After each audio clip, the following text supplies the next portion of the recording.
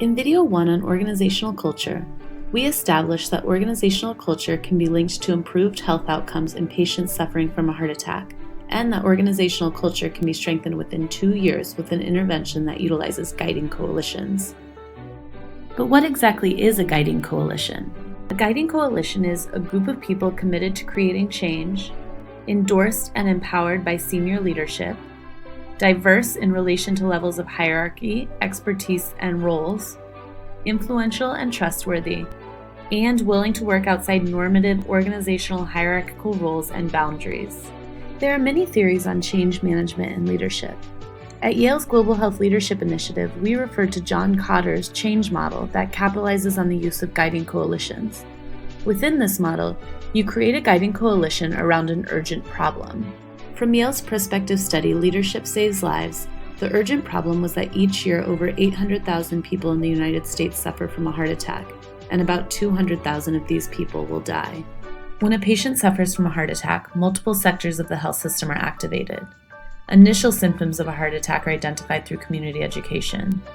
Emergency responders are contacted to safely transport a patient to the hospital. A team at the hospital treats the patient, and upon discharge, a patient receives follow-up care from their primary care network.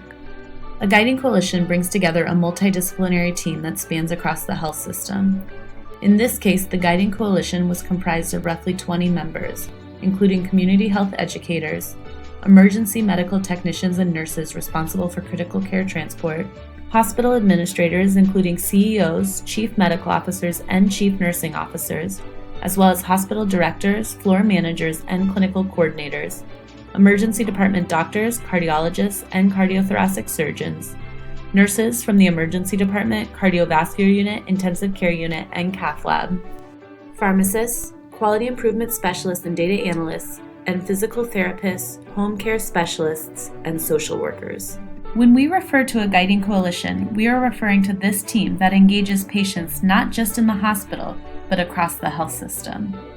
Remember from our first video, 6 of the 10 hospitals in Leadership Saves Lives illustrated changes in organizational culture. But what was different about these guiding coalitions in hospitals that showed improvements in culture?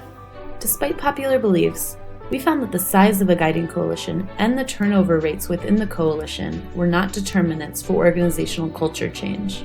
But we did find that diversity of membership was a determinant for strengthened organizational culture.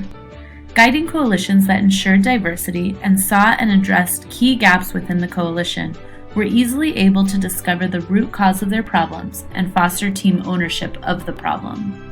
Hospitals that did not see improvements in organizational culture had trouble bringing the right people to the table.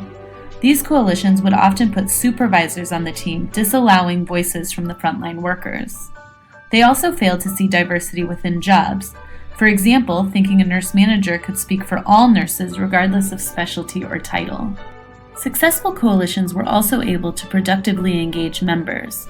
In these coalitions, the skills of individuals were showcased and integrated to solve larger, more complex problems.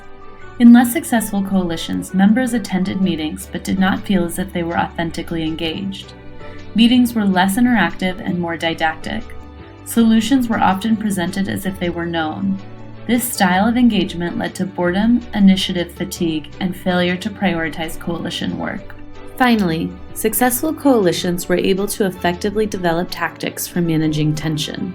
These tactics included having clear roles, defining what work should be delivered when, and consideration of multiple opinions while still maintaining focus on the overarching problem and correlated goal.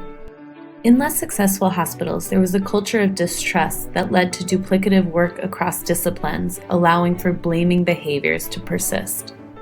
Within the 6 hospitals that experienced shifts in organizational culture, coalition members believed that the learnings from the guiding coalition's approach could also be applied to other complex health problems, including heart failure, stroke, unplanned readmissions, and population health. Within your hospital, is there an urgent and complex challenge you face? As you set about solving this problem, consider a well-formed coalition that focuses on diversity, engagement, and productively managing tension to shift organizational culture and improve your hospital's health outcomes.